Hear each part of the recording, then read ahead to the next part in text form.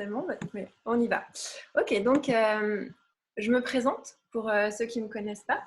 Moi, c'est Noémie. J'accompagne toutes les personnes qui ont besoin de changer ou d'améliorer leurs habitudes alimentaires, qui ont besoin de faire le plein d'énergie et d'atteindre un équilibre de santé optimal. Je les aide en fait à développer leur créativité en cuisine, principalement, mais aussi à s'organiser pour que les facteurs temps et logistique, qui sont souvent des freins, ne soient plus un problème en fait. Parce que clairement, le but à travers tout ça, c'est de pouvoir vivre sa vie à son plein potentiel. Et ce que je fais concrètement, c'est que j'aide ces personnes en fait à définir leur propre schéma de fonctionnement. Parce qu'on est tous différents, il n'y a pas un mode d'emploi applicable à tous, nos besoins sont différents. Alors, l'idée que c'est en fait que je propose de travailler avec l'outil de la pleine conscience pour développer sa créativité, sa propre créativité et son intuition. Parce qu'au final, on va être capable de s'épanouir vraiment dans un mode d'alimentation 100% plaisir. Et en fait, c'est une méthode un peu sur mesure que je propose où on adapte en fonction des besoins.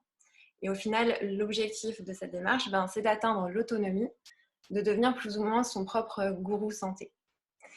Donc aujourd'hui, à travers ce webinaire, on va aborder la question des petits déjeuners, ou comment débuter la journée de façon à générer une énergie durable qui va nous permettre d'être actifs efficacement toute la journée. Vous savez peut-être que déjeuner signifie couper le jeûne de la nuit. Alors, dans ce contexte, c'est important d'utiliser les éléments qui sont adaptés à ce moment crucial de la remise en fonction du système. Et ensuite, l'idée, c'est d'apporter la vitalité, principalement en consommant des fruits, dont les sucres sont les véritables carburants de l'organisme. J'ai invité aujourd'hui mon amie Ève, qui est naturopathe, que vous connaissez pour pas mal d'entre vous déjà. Elle va en fait nous expliquer comment notre corps fonctionne spécifiquement le matin. Elle va détailler les besoins auxquels on doit répondre pour s'assurer d'une énergie de feu.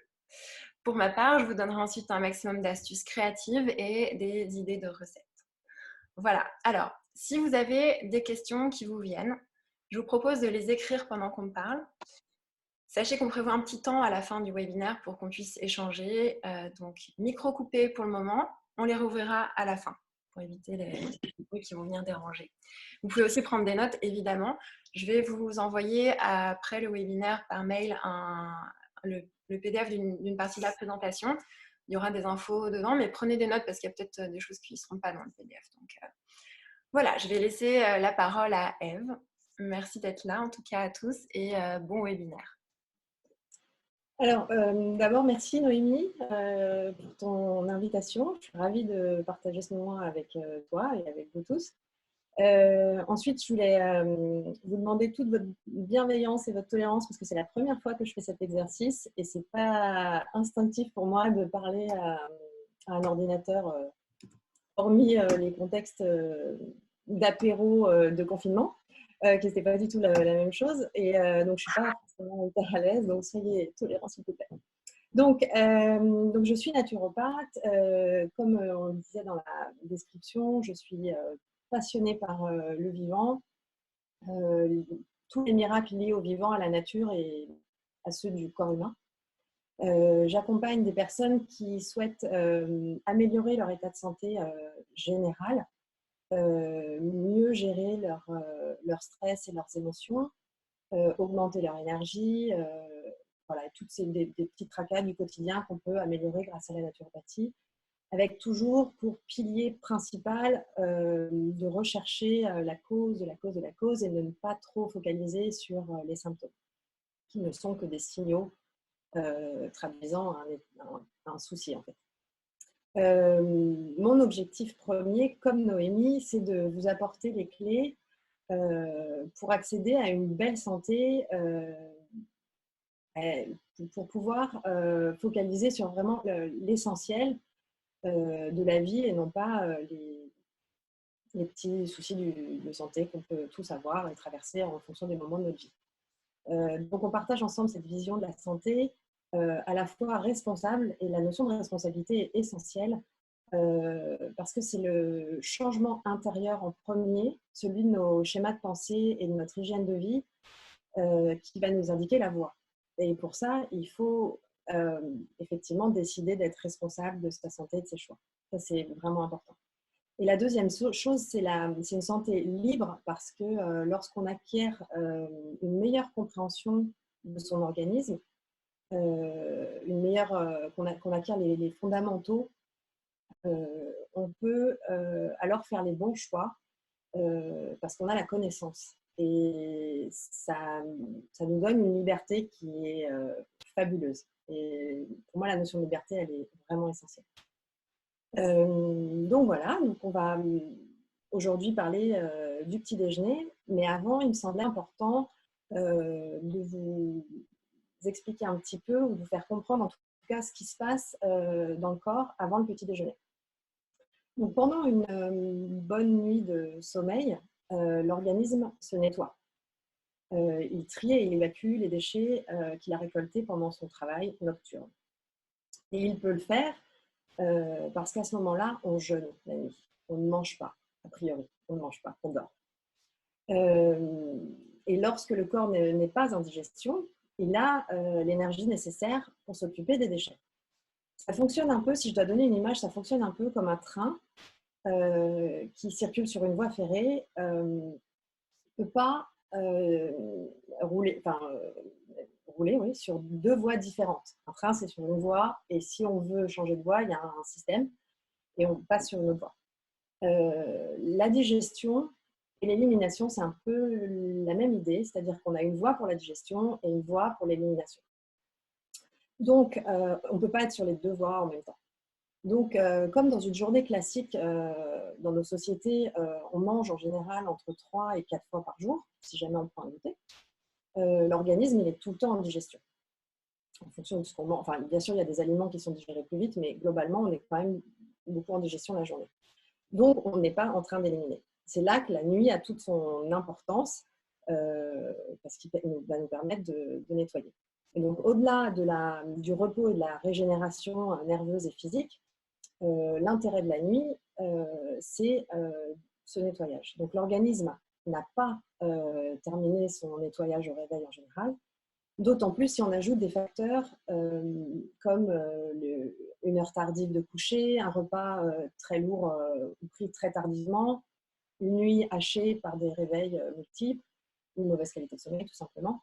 Donc on se pose la question, effectivement, voilà, après une nuit, comment je gère le petit déjeuner? Est-ce que je mange parce qu'on a toujours dit que le petit déjeuner, c'est le repas de roi? Est-ce que je mange parce que j'ai très faim? Est-ce que je mange parce que simplement c'est le matin et j'ai cette habitude-là de manger le matin?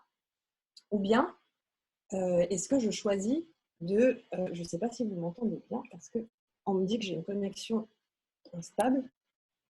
Ou bien je choisis de laisser mon corps terminer son nettoyage tranquillement, à son rythme, pour éviter un encrassement de fond qui augmente chaque jour. Là aussi, il y a une image qui me vient et qui me paraît intéressante. C'est celle d'une usine ou des bureaux dans lesquels certains d'entre vous travaillent peut-être, où vous ne voyez pas le ménage qui est fait, puisque souvent il est fait la nuit ou à l'aube, et vous croisez peu souvent les personnes qui sont chargées de l'entretien. Donc imaginez que vous revenez au travail beaucoup plus tôt que l'heure à laquelle vous devez commencer votre journée. Et dans ce cas-là, vous croisez les personnes qui s'occupent de l'entretien de vos lieux. Comme vous revenez au travail, ils doivent s'en aller parce que vous ne pouvez pas être à deux sur le même lieu. Ils ne peuvent pas passer l'aspirateur pendant que vous travaillez, par exemple. Donc, ils vont partir, ils n'auront pas terminé leur travail. Eux, ils vont avoir l'impression que leur travail n'est pas respecté, que le nettoyage n'est pas respecté alors qu'il est important. Et vous allez commencer à travailler dans un environnement pas très agréable, les corbeilles à papier ne sont pas vidées, le sol n'est pas lavé, etc. Si ça arrive une fois dans la semaine, ça passe. Mais si c'est tous les jours, votre lieu de travail sera de plus en plus sale et de moins en moins opérationnel. Et donc vous, petit à petit, vous le serez aussi parce que travailler dans un environnement pas très propre, c'est pas favorable à un bon travail. Donc, inévitablement, il y aura des conséquences sur vous parce que tout est lié. Le ménage qui est fait la nuit a une conséquence sur la qualité de travail qui est fait la journée. C'est le principe fondamental de la nature, tout est lié. Donc, Donc voilà, ça c'est une image qui me semble très parlante et qui est importante de retenir par rapport à ce qui se passe la nuit pour bien commencer la journée.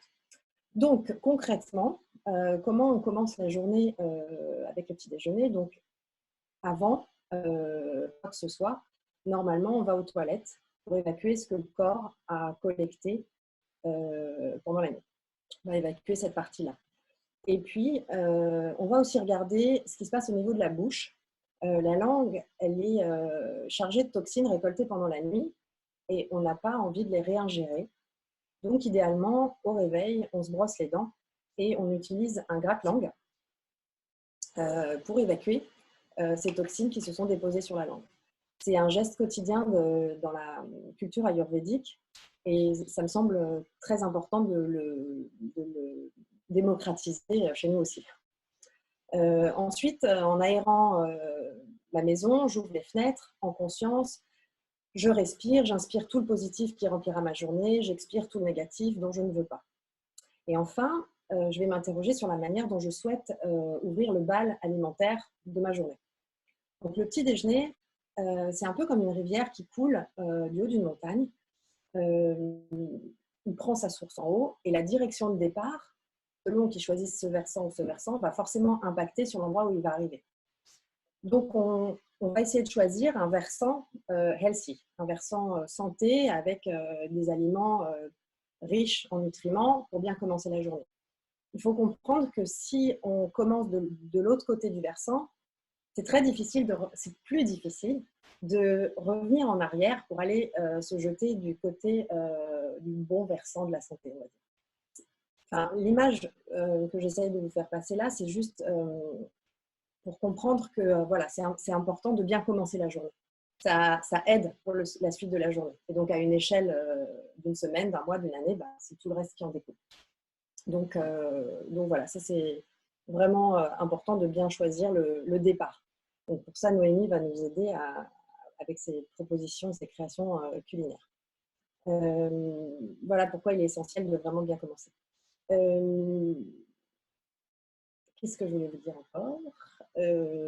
Excusez-moi, je regarde mes notes parce que je suis un petit peu perdue.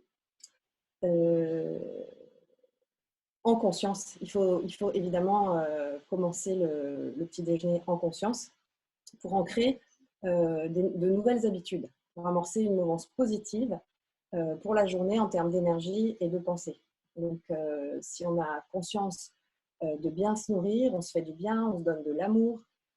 C'est magnifique de débuter sa journée avec de l'amour envers le temple divin qui est notre corps et qui nous porte toute notre vie. Donc, on essaye de le choyer avec de belles choses dès le matin.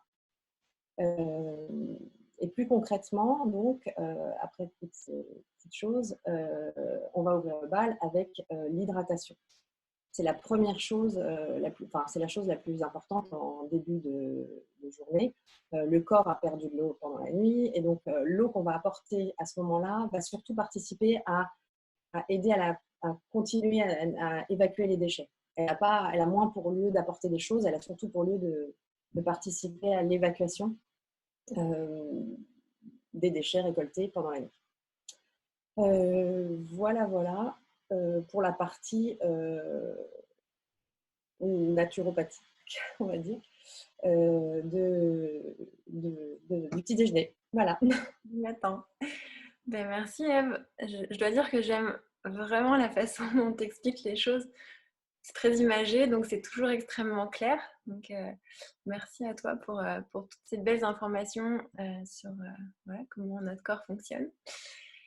Je vais lancer une présentation, donc je vais vous partager mon écran pour la suite du webinaire. Alors, je fais la petite manip, hop. Normalement, vous devriez voir la présentation maintenant. Voilà. Si ce n'est pas le cas, faites-moi signe, mais j'ai l'impression que vous dites rien, donc c'est que ça doit être correct. Ok, c'est bon, parfait. Alors, maintenant que vous avez, donc grâce à Eve, compris les besoins de votre corps, et si on part du principe que vous avez choisi le versant santé de la montagne dont elle parlait, c'est là que je vais intervenir moi pour vous donner mes suggestions créatives. Donc, je vous emmène dans mon univers pétillant et coloré du petit déjeuner. Donc, tout d'abord, l'hydratation. Alors, tout commence par l'hydratation, comme disait Ève. Le must, c'est la simplicité, c'est-à-dire un verre d'eau tiède. Une tisane, c'est très bien aussi, ou un petit shot de sérum de Quinton. Mais ça, c'est une reco pour les Français parce que ici, au Québec, malheureusement, ça coûte vraiment un bras. Sinon, c'est vrai qu'on a souvent entendu parler du jus de citron pour nettoyer l'organisme dès le matin. Ça a été beaucoup une mode. Alors, moi, je dis oui, mais quelques gouttes seulement de temps en temps, pas tous les jours, ou bien en cure. Il faut savoir que les agrumes, c'est des fruits du soleil, donc ils sont bons quand on est dans un contexte de chaleur, donc l'été ou dans les pays chauds, ce qui est plutôt logique. Et une autre forme d'hydratation pour commencer la journée que j'aime beaucoup, moi, c'est un jus qui, en plus d'hydrater, a une action anti-inflammatoire vraiment puissante. Pour ça, je mixe de la chair d'aloe vera directement prélevée de la branche, donc complètement fraîche, du curcuma frais lui aussi, une pincée de piment, du miel cru et un peu d'eau. Et je mixe tout ça, c'est délicieux, c'est vraiment très efficace pour les intestins fatigués. Quand on boit ça à jeun, ça va se placer directement en pansement sur les intestins pour les apaiser. Donc ça, c'était pour la petite phase de démarrage avec l'hydratation. Ensuite, plus tard, donc une fois que la vraie faim se fait ressentir, donc c'est vraiment encore une histoire de pleine conscience, hein, comme disait Ève, c'est vraiment, on est à l'écoute de ses ressentis. Chez moi, ça arrive souvent aux alentours de 10h, je dirais, le matin. Et bien sûr, à ce moment-là, je me prépare à quelque chose à manger. Les formats que j'ai perso le plus adoptés parce que je les trouve faciles, je trouve qu'on peut vraiment s'amuser, il y a 1000 déclinaisons possibles. Et ben, c'est les smoothies, tout le monde connaît, et surtout les bols déjeuner. Bon, les smoothies, je ne pense pas m'étendre sur le sujet aujourd'hui, je pense que je vais plutôt y consacrer des capsules vidéo prochainement. Parce qu'il y a beaucoup à dire, il y a beaucoup de créativité aussi autour de ça, mais juste une petite précision aujourd'hui, je vois souvent des gens qui ont l'impression qu'il faut systématiquement ajouter du lait ou du yogourt dans les smoothies. Mais l'eau pour la contribution liquide, c'est la plupart du temps suffisant. Surtout si on utilise de la banane, qui apporte le côté crémeux et laiteux, si c'est ce qu'on recherche en fait, avec le lait ou le yogourt. Bon. Donc, je ferme la parenthèse smoothie. Ça sera le sujet de capsule à part entière. Aujourd'hui, je vais surtout parler des bols déjeuner parce que le smoothie, comme je disais, c'est chouette, c'est rapide et facile à transporter. Mais je vous avoue que le fait d'avoir à manger avec une cuillère et de mâcher, ça vient souvent combler ma satiété plus efficacement qu'un smoothie. Parce que le smoothie, on a tendance à l'enfiler un peu rapidement, on le boit comme une boisson, alors qu'il y a un gros travail quand même digestif. Imaginons que c'est quand même tous les fruits au complet qu'on consomme. Donc de la même façon que si on les avait mangés à la croque ou dans un bol découpé. Donc souvent on boit ça un peu rapidement. Bon, c'est le côté où là l'idée de la satiété est un petit peu moins validée. Alors je dirais que le smoothie c'est top pour le côté pratique à emporter pour les pressés. Et les bols, je dirais que c'est idéal quand on est à la maison finalement et qu'on a envie de se faire plaisir. Puis ce qui est chouette avec les bols, moi ce que j'aime beaucoup, c'est qu'on peut vraiment jouer avec le visuel. Et on s'entend que le premier sens avec lequel le processus de l'alimentation débute, c'est la vue. C'est d'ailleurs par elle que commence à s'activer, je ne sais pas si vous le savez, mais la production des enzymes de digestion. Juste en voyant, et d'ailleurs on dit ça me fait saliver, mais le processus de digestion est déjà en place. On n'a même pas mis l'aliment dans la bouche que le process est déjà lancé.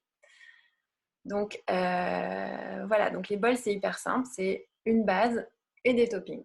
Le gros avantage qui libère vraiment la créativité aussi, c'est qu'on y va avec ce qu'on a sous la main, donc sur le moment. Pour commencer, moi je vais passer en revue mes bases chouchou, on verra les toppings après. Le concept il est super simple, en général on a juste besoin d'un blender et c'est tout. Donc je vais d'abord commencer avec les bases smoothie et crème glacée. Pour ça je vous conseille d'avoir toujours dans votre congélateur des fruits. Parce que là, qu'ils soient de saison ou non, peu importe. Et en fait, c'est une bonne façon de se faire plaisir, par exemple, en hiver, avec un peu d'exotisme, des fruits qu'on ne trouverait pas de saison, par exemple. Moi, mes basiques pour les fruits congelés, c'est les mangues, les bleuets ou myrtilles sauvages, les framboises et les fraises. Puis je remplis toujours un bac spécial pour les bananes. Je les congèle épluchées et en morceaux. La banane, c'est vraiment une grosse base pour moi, souvent quand on mange de cette façon, parce que en fait, la majorité, en tout cas des bols et de mes smoothies, sont faits avec ça. Petite note, la banane, elle doit être bien mûre. Parce que souvent, j'entends beaucoup de gens qui disent « Ah, mais moi, j'aime pas les bananes mûres. » Oui, mais sauf que si tu la manges verte, si elle n'est pas tachetée, bah, tu vas pas profiter pleinement de ses bienfaits. Et surtout, en fait, la banane, c'est dommage, elle va être difficile à digérer et elle va avoir une action acidifiante sur l'organisme. Donc, c'est pas intéressant. Et contrairement à ce qu'on croit, non, la banane ne va pas contribuer à une prise de poids. Je vous suggère plutôt de considérer qu'elle apporte les calories dont le corps a besoin pour fonctionner toute la journée.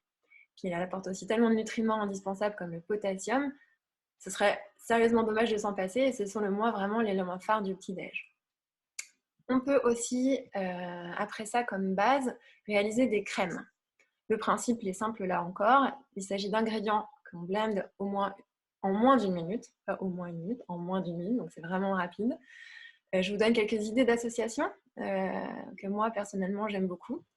Noix de cajou, banane, épices, chai, si vous voulez noter, parce que je crois pas que je l'ai mis dans la présentation. Ça c'est ultra crémeux, si on veut un côté rond en bouche. J'aime beaucoup noix de coco, chanvre, curcuma, gingembre, tropical à souhait. J'aime aussi tahini, framboise, cardamome, citron. Là, c'est un peu de la fraîcheur moyenne-orientale, on va dire. Ensuite, j'aime l'association sarrasin, cacao, sirop d'érable et maca. Ça, c'est full réconfortant.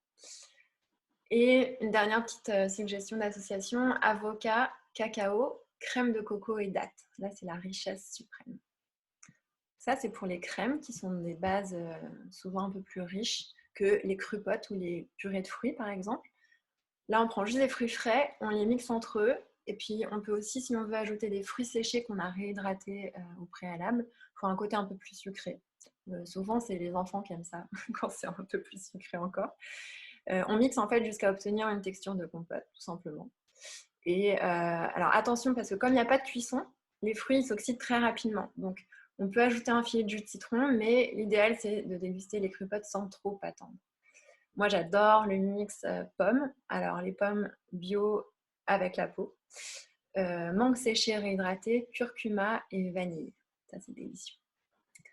Donc, ensuite, en base, on a aussi les laits végétaux.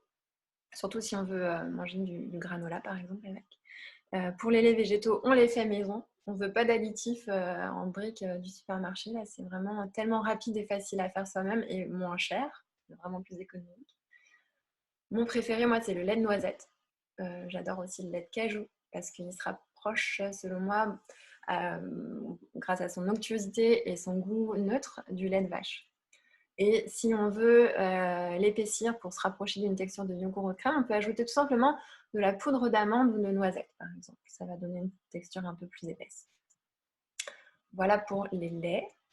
Ensuite, on peut avoir comme base aussi le pudding de chia. Je pense qu'on commence tous à avoir plus ou moins entendu parler de ça. C'est assez facile aussi. On le prépare la veille ou une dizaine de minutes avant de les manger. On utilise un ratio toujours de 1 dose de graines pour 4 doses de liquide. Et le liquide, ça peut être par exemple du lait de coco, un mix banane, beurre d'amande, cacao, une base de smoothie aussi, pourquoi pas, ou de l'eau de coco. Et mon must à moi, je vous le donne, c'est lait de coco, matcha et sirop d'érable. Voilà pour les puddings de chia. Et encore une fois, voilà, on peut vraiment être très très créatif avec ça. Ensuite, la base que je propose pour son effet réconfortant, en hiver par exemple, ou pour les mamans allaitantes, ou les personnes qui ont besoin de nourrir leur cœur ou leurs émotions, c'est le gruau pour les Québécois ou le porridge pour les Français. Donc avec des graines ou des céréales qu'on a idéalement trempées et fait germer au préalable. C'est une étape en fait importante qui permet d'activer ces graines ou ces céréales et de faire le plein de minéraux au passage. On prépare cette base la veille au soir dans un bocal, donc c'est assez simple. Un lait végétal que l'on mélange aux céréales ou aux graines. Pour le quinoa ou le sarrasin, il suffit qu'il soit germé, ça permet de skipper la cuisson. On peut juste les faire tremper la nuit. Le riz, on l'aura fait cuire à l'avance. Et l'avoine, lui, il a besoin d'aucune préparation. Et je le conseille sans gluten, évidemment. On ajoute les épices. les super aliments si on veut, ou d'autres ingrédients de notre choix, selon la créativité encore une fois. Et puis là, on laisse reposer au frigo toute la nuit. Et le lendemain, la base est prête, on peut ajouter nos garnitures sur le dessus. C'est une solution pratique aussi à emporter, comme le pudding de chia par exemple, parce qu'on peut le laisser toute la nuit. C'est pratique pour les pressés qui ont peu de temps le matin. Mon must à moi, c'est lait de cajou, figues séchées, poudre d'amande, avoine sans gluten et miel pour des saveurs moyen-orientales. Voilà. Enfin, je dirais que pour ceux qui ont envie de saler, parce que oui, on aime ça aussi parfois le salé le matin, et ben, je propose des toasts avec des formes un peu plus originales que juste le toast beurre confiture et surtout beaucoup plus santé. Donc avec soit de l'avocat, du houmous, qui peut être aussi sans légumineuse. J'ai d'ailleurs dans un prochain atelier une recette avec de la courgette pour le côté crémeux. On peut aussi très bien consommer du fromage de chèvre ou de brebis et des beurres de noix. Donc on met ça sur idéalement une tranche de pain sans gluten ou des crackers de riz ou des légumes déshydratés ou même des slices de concombre ou de courgettes par exemple. Ça peut être très intéressant. Donc voilà pour les envies de salé. Ensuite, donc, on a terminé avec nos bases. Donc qu'est-ce qu'on met sur nos bols? Eh ben, des garnitures, des toppings. Moi, j'y vais le plus possible avec des fruits frais de saison.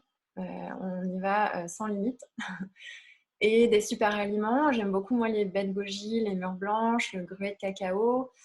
Mais on peut y aller vraiment avec tellement de choses. Les cocos de coconut, les graines, même les petites fleurs comestibles. Surtout que là, on commence à en avoir, là, des petites pensées sauvages et plein de petites fleurs comestibles qu'on trouve sur le balcon ou dans le jardin. En fait, tout ce qui vous fait envie, hein, qui vous rendra qui rendra cette expérience excitante, parce que c'est ça qu'on veut, on veut s'amuser. Donc voilà pour les bols, pour la créativité autour de ça.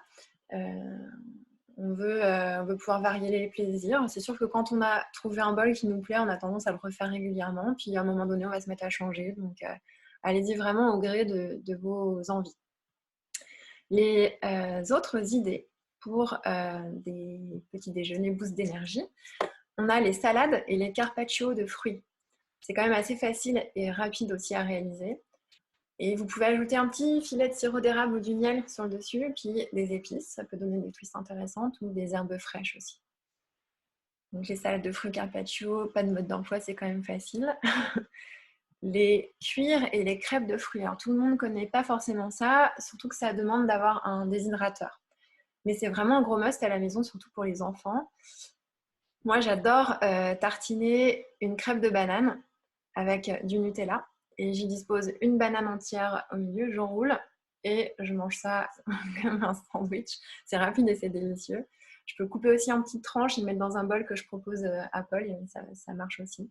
Donc voilà, les cuirs et les crêpes de fruits. Donc juste des purées de fruits qui sont déshydratés en cuir, en petite crêpe. Voilà. Avec ton Nutella, évidemment. Comment? Avec ton Nutella à toi. Bah oui, ma recette magique, évidemment. Voilà.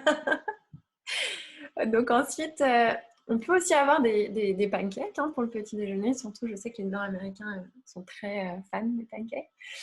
Des pancakes de banane, de sarrasin et de graines de lin, ça fait une bonne base. Idéalement, encore une fois, si on déshydrate, c'est encore mieux parce qu'on peut conserver un maximum de vitamines et de nutriments. Mais déjà, si vous les faites sans gluten et produits laitiers, je dirais que c'est déjà super. Et puis, enfin, ce que j'aime beaucoup aussi, c'est le granola ou le ronola quand on le fait cru, quand on le déshydrate, en fait, encore une fois. Donc ça, on a vraiment un apport vivant, surtout si on fait germer nos noix et nos graines au préalable. Ça permet que ce soit plus digeste et nutritionnellement plus intéressant aussi. Donc tout ça, c'est quand même plus de préparatifs. Ça demande de faire un peu plus de choses en amont. Mais si on le fait en s'organisant en grosse batch, c'est quand même pas si dur. Il suffit d'y penser un peu d'avance. Voilà, mais bon, tout ça, la déshydratation, on pourrait faire aussi un webinaire à part entière. Il y a plein de choses à dire sur le sujet. Donc, voilà.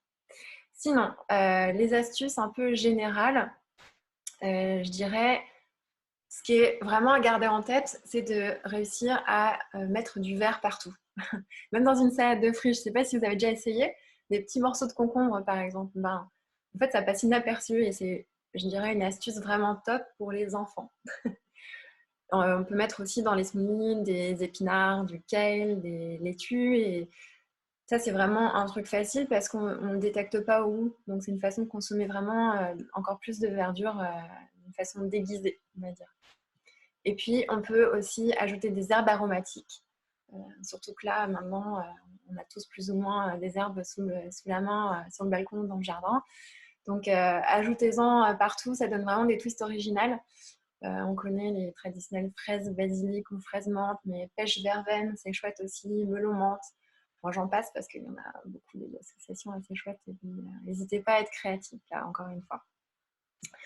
Voilà. Et puis, le dernier petit point, en fait, pour terminer, je vais aborder rapidement la question qui m'est constamment posée, c'est « Et mon café dans tout ça ?» Parce que pour ceux qui cherchent des boissons de remplacement pour le café, qui, on le rappelle, est un excitant, donc qui va puiser dans les réserves d'énergie au lieu d'en apporter, moi, je suggère fortement d'essayer le foti, qui est une racine chinoise dont le goût se rapproche vraiment du café et qui a une action de boost assez puissante. On ne le trouve pas vraiment partout encore, c'est quelque chose qui est en train d'exploser, mais en ligne, je pourrais vous donner le lien si vous êtes intéressé. Et c'est possible aussi d'essayer, si vous ne connaissez pas, les cafés de reishi ou autres champignons adaptogènes, ou bien les cafés de céréales torréfiés comme l'orge ou l'épeautre, par exemple. Et puis, il y a les merveilleux jus de légumes, bien sûr. C'est vraiment un incroyable élixir de vie, le jus de légumes. C'est comme un shoot de nutriments quasi en direct dans les veines. Et en fait, pour ce sujet passionnant, je vous promets un webinaire spécifique prochainement. Parce qu'il y a aussi énormément à dire sur le sujet. Donc voilà. Je pense avoir fait un tour rapide de la question. Je crois qu'avec Eve, on pourrait vous parler pendant des heures de ce sujet. Mais en fait, on voudrait avoir un peu de temps maintenant, rapidement, surtout que je vois que ça fait déjà une demi-heure. On voudrait pouvoir échanger un peu avec vous. On serait maintenant en fait curieuse de savoir si vous avez eu des questions qui vous sont venues pendant la présentation. Et est-ce que par exemple, parmi vous, il y en a qui se sentent un peu mêlés le matin, qui ont des difficultés à savoir ce qui serait bon pour eux, à peut-être se départir de mauvaises habitudes ou qui éprouvent peut-être de la culpabilité ou d'autres sentiments négatifs? Je vous donne la parole. Moi, j'aurais une question, c'est Sophie. Oui. J'ai souvent lu, en effet, que le matin, c'est bien de commencer avec des fruits parce qu'en effet, ça nettoie l'organisme, etc., ça donne une bonne énergie, etc. Mais j'ai aussi lu qu'il fallait essayer d'éviter de mélanger des fruits avec d'autres types d'aliments parce que les fruits se digèrent plus vite. Puis si on les mélange avec d'autres aliments comme des noix ou quoi que ce soit, ça peut créer de la fermentation dans les intestins. Fait que j'avais envie de voir un petit peu votre opinion par rapport à ça. Vas-y, Eve, je pense que ce sera bien. Alors, bonjour, j'ai pas vu ton prénom. Sophie, bonjour Sophie. Effectivement, tu n'as pas tout à fait tort. L'idée, c'est moins on mélange, mieux on digère, ça c'est vrai. Au revoir. Maintenant, au revoir. Maintenant, ce que propose Noémie et ce qui est important de noter, c'est des éléments qu'on vous propose pour sortir du traditionnel déjeuner, du café, de la tartine, du jus d'orange ou des céréales, tout ce qu'on voit un petit peu dans le commerce ou dans les médias et ce qui est même recommandé parfois par l'OMS, c'est de trouver une alternative qui n'est certes pas complètement parfaite, parce qu'effectivement, si on est sur quelque chose de très très parfait, il faudrait faire une monodiète en fait. Il faudrait manger un seul aliment par repas, en gros, si on devait aller loin dans cette idée-là. Donc, on peut pas. Il faut trouver le juste milieu et l'équilibre. Si vous mettez. Au départ, vous pouvez mettre plus de noix pour sortir de votre petit déjeuner habituel qui serait par exemple des cracottes avec un jus d'orange et du café. Et puis, petit à petit, vous allez mettre des noix de moins en moins, vous allez compenser avec un peu de fruits séchés. Et puis, au bout d'un moment, on se rend compte que les besoins changent. Et encore une fois, c'est très personnel, ça varie vraiment de chacun, en fonction de chacun, des saisons, de beaucoup de choses, du moment de notre vie aussi. Et petit à petit, on va aller vers quelque chose de plus en plus brut, de moins en moins mélangé, de moins en moins transformé. idéalement, ce serait ça. Mais là, on essaye de vous proposer quelque chose qui reste gourmand, qui reste créatif, visuellement joli, qui donne envie aussi, parce que c'est important de donner envie pour quitter un modèle. Il faut être attiré par un autre. Si on vous présente simplement de la monodiète, parce que c'est vrai que ce serait pas mal pour rompre le jeûne, juste faire manger 3 avocats ou manger un gros bol de fraises ou je ne sais quoi, bah, c'est pas sexy, entre guillemets, ça va peut-être pas vous donner envie d'aller dans cette démarche-là. Là, Noémie propose vraiment des créations gourmandes pour donner envie. Et puis après, à vous de sentir les fruits ensemble. Déjà, il faut faire attention effectivement au mélange des fruits ensemble. Et après, les noix, il y a des organismes qui vont très bien les digérer. Et puis, ça ne veut pas dire, ce que propose Noémie, ça ne veut pas dire qu'il faut… Si vous partez par exemple sur le smoothie, ça ne veut pas dire qu'il faut prendre des smoothies absolument tous les jours de toute votre vie. Ça veut dire que c'est une option et qu'il faut l'équilibrer et bien la varier avec d'autres formules. La variété crée l'équilibre. Plus vous variez, plus ce sera équilibré et juste. Et c'est vous qui sentirez si c'est bien digéré, assimilé ou s'il y a un truc qui pêche. Je ne vois pas, Sophie, mais est-ce que j'ai à peu près répondu à ta question? Super clair, oui, merci beaucoup. Ouais, ok, cool. Je me permets, tant que j'ai la parole, juste de rajouter un élément. Tout à l'heure, quand je vous parlais de l'usine, des bureaux, le nettoyage, tout ça, ma conclusion, que j'ai juste skippée et qui était l'essentiel, c'était on ne mange pas tant qu'on n'a pas faim. C'était vraiment l'idée clé, c'est là que je voulais en venir et juste, je me suis précipitée et j'ai juste oublié ce point essentiel. D'où l'intérêt, enfin, c'était par rapport à cette image de on commence à revenir travailler au bureau quand le ménage est terminé. Et donc, on ne mange que quand on a faim. Et donc, idéalement, le plus tard possible pour laisser le corps terminer son nettoyage pour éviter l'encrassement qui perdure toute notre vie. Voilà, j'avais juste oublié ça, qui était hyper important. Merci. Est-ce que vous avez d'autres questions? Ou est-ce que vous avez des choses positives à nous partager peut-être aussi, comme des choses que vous aimez faire et dont on n'a pas parlé et qui sont pour vous intéressants à partager? Alors moi, j'avais une question. Mhm. C'est Julie. Alors déjà, je suis désolée parce que je me suis rendu compte que j'avais pas désactivé le micro. J'espère que ça n'a pas dérangé. Parfait.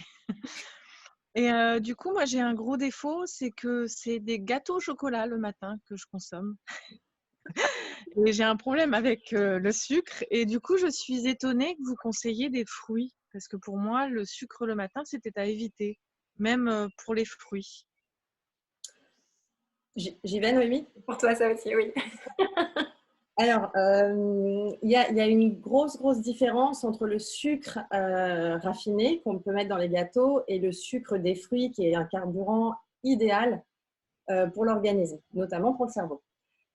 Donc, il faut vraiment faire une distinction. Dans le gâteau au chocolat, il y a la nourriture plaisir, il y a le réconfort, il y a la gourmandise. Ça nourrit aussi des parties de nous qui sont importantes, hein, je ne dénigre pas ça. En revanche, ce sont des calories vides, c'est-à-dire que le gâteau au chocolat va remplir l'estomac et le cœur un peu sûrement, mais il va pas apporter les nutriments essentiels à l'organisme, à notre petite cellule et à tous nos organes qui ont besoin de carburant. En revanche, les fruits qui sont sucrés vont eux apporter le carburant nécessaire pour les cellules. Faut pas diaboliser les fruits par rapport au sucre. Il n'a rien à voir avec le sucre transformé qu'on peut trouver dans le commerce, dans les préparations, dans tout ce qu'on mange d'ailleurs qui est transformé, ils rajoutent du sel et du sucre partout. C'est pas du tout le même. Après, Julie, si tu es attirée par le sucre et si les gâteaux au chocolat te font envie dès que tu poses le pied par terre, il faut bien avoir conscience, et on est beaucoup comme ça, le sucre c'est la récompense de quand on est enfant, quand on va chez le dentiste on nous donne une sucette parce qu'on a été sage, quand la maîtresse elle donne un bonbon parce qu'on a bien répondu, etc. On est dans cette culture-là, le sucre est une récompense. Donc tu ressens le besoin de te récompenser et on est toutes passées par là. Il y a une autre notion qui est moins physiologique, qui est moins psychologique, pardon, qui est plus physiologique, c'est que nos cellules réclament ce dans quoi elles baignent. C'est-à-dire elles baignent dans une mer d'éléments qui est pour les becs sucrés beaucoup de sucre et donc aussi du gras. Il y a une formule chimique qui se passe entre le sucre et le gras. On ne va pas épiloguer là maintenant, mais donc elles baignent dedans. Donc c'est leur premier. Elles baignent dedans, donc elles veulent ça, elles réclament ça. Donc parfois ça ne nous appartient pas. Cette envie de sucre qu'on a, elle n'est pas juste de la récompense. Elle est que notre corps baigne dedans, donc il réclame les cellules réclament ce dans quoi elles baignent. Donc plus tu vas faire évoluer ton alimentation quotidienne, plus tu vas nettoyer la lymphe dans laquelle baignent tes cellules, moins tes cellules auront envie de sucre. Voilà. Est-ce que ça répond un peu à ta question, Julie? Oui, merci beaucoup. Donc du coup, je vais m'orienter vers les fruits sans culpabilité le matin. Et je peux me permettre d'ajouter aussi, Julie, les fruits, au-delà du sucre, apportent aussi énormément de fibres qui participent à la digestion. Et le sucre, quand il est mangé dans un fruit, il est diffusé dans le sang au fur et à mesure où le fruit est digéré. C'est pas du tout la même chose que, par exemple, un jus de fruits qui, lui, n'a pas de fibres. Tu vas prendre le sucre comme un shoot d'un coup qui va faire monter ton insuline et ta glycémie. Et alors qu'un fruit mangé à la croque, c'est comme si les fibres étaient des petites éponges remplies de nutriments et de sucre. Donc, au fur et à mesure où tu le manges, les éponges, elles vont diffuser pendant la digestion le sucre progressivement, sur un temps vraiment allongé. Tu vois, c'est pas comme un shoot d'un coup. Et ça, c'est toute la différence aussi avec les fruits. D'accord, mais en tout cas, merci beaucoup parce que ça va me permettre de changer mon petit déjeuner plus sainement et j'aurai ma dose de sucre du matin, mais plus sainement. Le bon sucre, la bonne dose de sucre. Ouais. C'est chouette. Je ne sais pas, on peut peut-être prendre une dernière question si on a une, parce qu'on va pas, on va devoir malheureusement terminer, hein, parce qu'on s'était dit une demi-heure. Bon. Est-ce qu'il y a quelqu'un qui aurait une dernière question? Ou un complément, hein, peut-être qu'on n'a pas tout dit, il y a peut-être quelqu'un qui veut ajouter quelque chose. Des suggestions? Allez-y, parlez-nous. Bon, en tout cas, on va vous remercier d'avoir été là. C'est malheureusement le temps de terminer le webinaire. J'espère que ça vous a plu, que vous avez appris des choses intéressantes, parce que je pense que c'est quand même le but. J'espère que ça va vous aider. Et merci pour votre participation. Et merci spécial à toi, Ève, pour ta présence. J'espère qu'on se voit vite pour d'autres sessions, des ateliers de cuisine ou des webinaires. D'ailleurs, le prochain, je place mes événements. Le prochain, c'est dimanche. On a un atelier. On va cuisiner un menu moyen-oriental avec un taboulé libanais, un houmous de courgettes dont je parlais tout à l'heure et une crème glacée, figues, pistaches et miel. Et le prochain webinaire avec Ève à nouveau. Mercredi prochain, on va vous donner cette fois-ci les astuces pour vous permettre de vitaliser votre assiette au maximum. Donc voilà, pour vous inscrire, vous pouvez m'écrire. N'hésitez pas, si vous avez aimé, à partager autour de vous. Et encore, merci. Prenez soin de vous.